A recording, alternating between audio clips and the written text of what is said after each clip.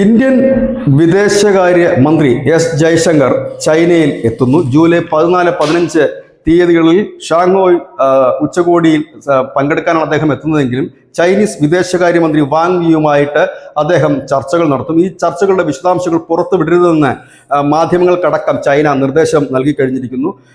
ഈ 2020 ശേഷം, അതായത് 5 വർഷത്തിന് ശേഷമാണ് ഇന്ത്യയുടെ ഒരു വിദേശകാര്യമന്ത്രി ചൈനയിലെത്തുന്നതും ചർച്ചകൾ നടക്കുന്നത്. 2020 സംഘർഷങ്ങൾക്ക് ശേഷം ഇരു രാജ്യങ്ങളും തമ്മിലുള്ള ബന്ധം വഷളായിരുന്നു. എന്നാൽ മോസ്കോയിൽ പ്രധാനമന്ത്രി നരേന്ദ്രമോദി ഷീ ജിൻ പിങ്ങുമായി ചർച്ച നടത്തുകയും അതിന് തൊട്ടു പിന്നാലെ രാജ്നാഥ് സിംഗ് കിങ്ദോയിൽ വെച്ച് ഈ ചൈനീസ് പ്രതിരോധ മന്ത്രിയുമായി ചർച്ച നടത്തുകയും ചെയ്തു. അതിന് തൊട്ടു പിന്നാലെയാണ് ഇപ്പോൾ എസ് ജയശങ്കർ വാങ് യിയുമായി, അതായത് ചൈനീസ് വിദേശകാര്യമന്ത്രിയുമായി ചർച്ച നടത്തുന്നത്. ഇതിൽ പ്രധാനമായി പുറത്തു പറയുന്ന അജണ്ടകൾ ഇന്ത്യ പാക് സംഘർഷം, ഒപ്പം തന്നെ ഇന്ത്യയും ചൈനയും തമ്മിലുള്ള ഈ വിമാന സർവീസുകളുടെ ആ ഒരു വിവരങ്ങൾ, അതായത് വിമാന സർവീസുകൾ നിർത്തിവെച്ചിരുന്ന വിമാന സർവീസുകൾ പുനരാരംഭിക്കാമെന്ന് ഇരു രാജ്യങ്ങളും സമ്മതിച്ചിരുന്നതാണ്. അത് വേഗത്തിലാക്കുക തുടങ്ങിയവയാണ് പറയപ്പെടുന്നുണ്ടെങ്കിലും അതിർത്തി സംഘർഷം, ദലൈലാമ വിഷയം ഉൾപ്പെടെയുള്ളവ ചർച്ചയ്ക്ക് എത്തുമെന്നാണ്. അതിനിടയിൽ ചൈന സന്ദർശിക്കാനായി നരേന്ദ്രമോദിയെ ചൈന ക്ഷണിക്കുകയും ചെയ്തിട്ടുണ്ട്. ഇതിനോട് ന്യൂഡൽഹി ഇതുവരെ പ്രതികരിച്ചിട്ടുമില്ല.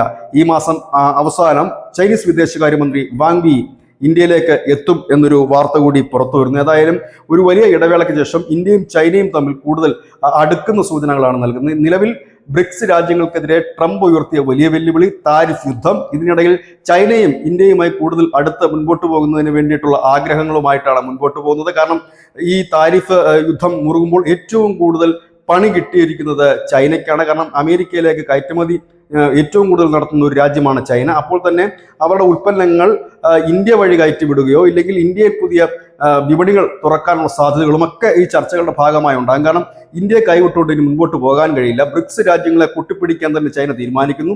ഈ ഒരു സാഹചര്യത്തിലാണ് ദക്ഷിണേഷ്യയിലെ വലിയ രാജ്യം തന്നെയായ, ഇല്ലെങ്കിൽ വലിയ വിപണി തന്നെയായ ഇന്ത്യ ചൈനയുമായിട്ടുള്ള സംഭാഷണത്തിലേക്ക് മുഴുകുന്നത്. ഇത് സ്വാഭാവികമായി തന്നെ പാകിസ്ഥാനും അമേരിക്കയും ഒക്കെ സംശയത്തോടെ കാണുന്ന ചില ചർച്ചകളാണ്. കാരണം ബദ്ധ ശത്രുക്കളായിരുന്നവർ കഴിഞ്ഞ കുറേ നാളുകളായിട്ട് മഞ്ഞുരുകലിന്റെ ഘട്ടത്തിലേക്ക് എത്തിയവർ ഇപ്പോൾ അതിൽ നിന്ന് കുറച്ചധികം ദൂരം മുൻപോട്ട് പോയിരിക്കുന്നു എന്ന് തന്നെയാണ് അവർക്ക് വിരള പിടിപ്പിക്കുന്ന കാര്യവും. News desk news India Malayalam.